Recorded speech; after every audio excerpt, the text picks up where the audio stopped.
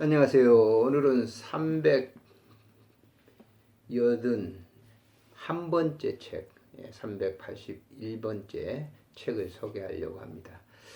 사실 이제 나이가 이렇게 들어서 인공지능 그러면 참 이제 그런 얘기가 뭐냐라고 하는 그런 생각을 가졌던 적이 있습니다만은 워낙 이런 뭐 전자계통의 기기에 관심이 많은 저였기 때문에 이해는 할 수 있었어요. 그래서 좀 여러 가지로 좀 더 알아보자라고 하는 생각이 들어서 인터넷 서점에서 이 책을 구했습니다. 인공지능의 최강의 수업. 이 책은 이제 카이스트 김진형 교수가 쓴 그런 책인데 저에게 있어서 상당히 큰 도움이 되었기 때문에 이 책을 소개하려고 합니다. 김진영 박사는 대한민국을 대표하는 인공지능 분야 과학자로 현재 카이스트 명예교수 및 중앙대학교 석좌교수로 활동 중입니다.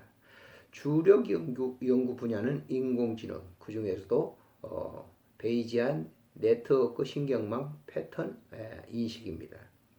1세대 소프트웨어 개발자로서 1973년부터 카이스트에서 개발자로 일을 했습니다. 울랍에서 컴퓨터 과학 박사학위를 받은 후 미국 휴즈 연구소에서 인공지능을 연구했는데 1985년부터 카이스트 전산학과 인공지능 연구실을 이끌며 약 100명의 석박사 전문 인력을 양성했습니다. 카이스트에서 학과장, 인공지능연구센터 소장, 소프트웨어 대학원장을 어떻게 보면 정보 분야의 최고의 권위자라고 이렇게 볼 수가 있습니다. 이분이 이제 이 책을 쓰면서 이런 얘기를 했습니다. 아마 이 책을 그대로 읽어드리는 것이 이 책을 이해하는 데 도움이 될 것 같아서 읽어드리겠습니다. 일반 대중들은 인공지능이라 하면 공상과학 소설에 나오는 초인적 능력의 로봇을 연상합니다. 그러다 2016년 서울 한복판에서 알파고가 이세돌 기사를 이기는 장면을 목격하면서 성큼 다가온 인공지능 시대에 매우 놀라게 됐죠. 저 역시도 마찬가지입니다. 그 후 인공지능의 성과를 지속적으로 접하면서 인공지능이 먼 미래가 아닌 지금 우리 곁에 있다는 것을 실감하게 됩니다. 인공지능은 고도의 지능이 필요한 업무까지도 자동화합니다. 이를 통해 근로자들은 더욱 가치 있는 일에 집중할 수 있습니다. 더 나아가서 혁신을 확산하며 광범위한 산업에 부를 창출하며 많은 사회 문제를 해결하게 될 것입니다. 또 기존에 있던 많은 직업의 성격을 크게 변화시키며 지금은 상상하지 못할 영역에서 새로운 산업과 일자리를 창출할 것입니다. 이러한 궁극적인 견해와 함께 한편에서는 우리의 일자리를 빼앗아 인류를 파멸에 이르게 할 것이라는 우려 또한 있습니다. 이미 많은 기업이 자신들의 제품과 서비스, 인공지능을 적용하려 노력하고 있습니다. 또한 모든 학문 연구와 도구로서 인공지능이 확산되고 되고 있습니다. 우리 젊은이들이 노동시장에서 경쟁력을 갖추기 위해서는 인공지능에 대한 적절한 수준의 전문성을 가져야 할 것입니다. 이런 국가에서 인공지능을 국가 경쟁력의 핵심으로 삼았습니다. 국가 차원에서 연구를 투자하고 인재를 양성하는 것이죠.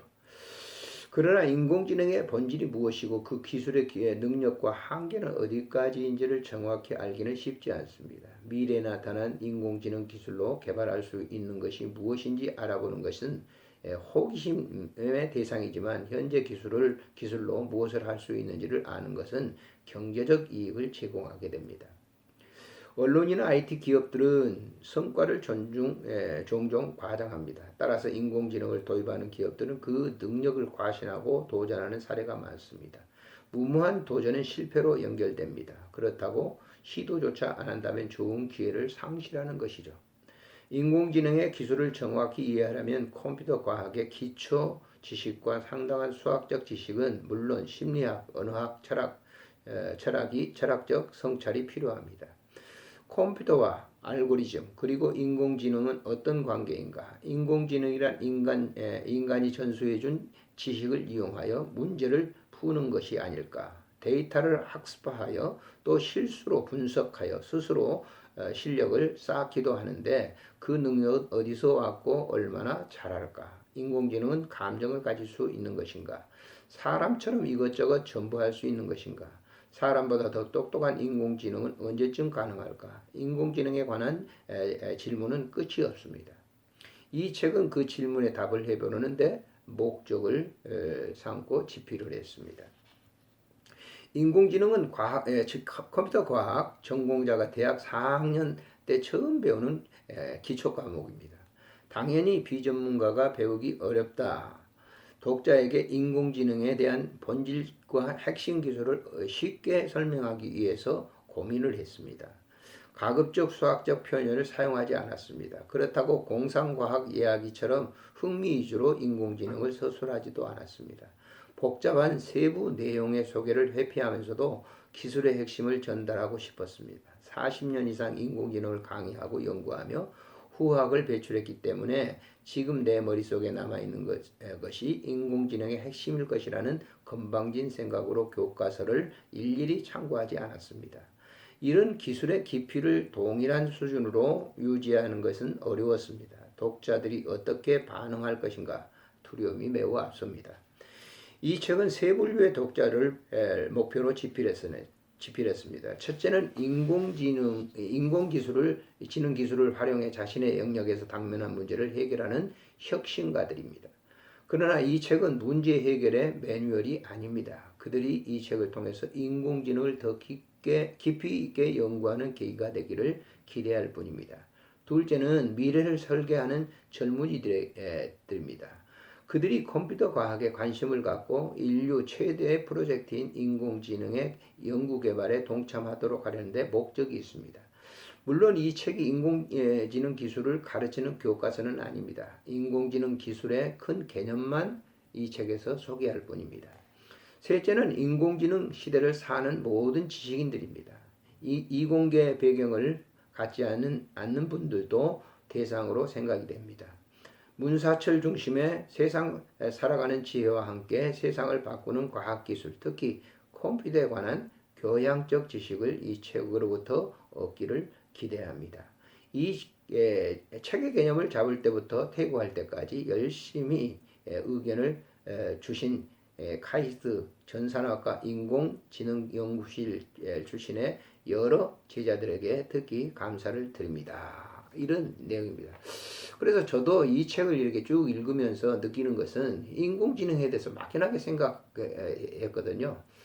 그리고 지금 인공지능이 각 이제 분야 속에 있지 않습니까? 일본 같은 데는 호텔 같은 데도 인공지능 로봇이 전부 모든 것을 결제하고 다 한다고 하는데요. 우리나라도 지금 와 있죠, 인공지능이.